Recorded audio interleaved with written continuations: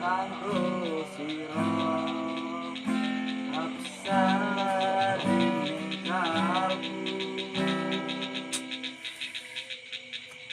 Yo berapa enes yo pacar yo dipek kanca.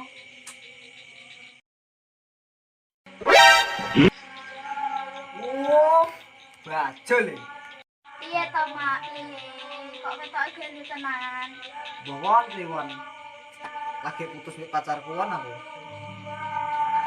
Ini lho, Mak, ngene. Rezeki jodoh anak sing ngatur. Tapi masalahnya dudu ngono won. Masalah iki pacarku dipek kancaku dhewe. Ini lho, ibaratnya pulpen gak ilang yo dipek kanca dhewe. Oh, bocah kok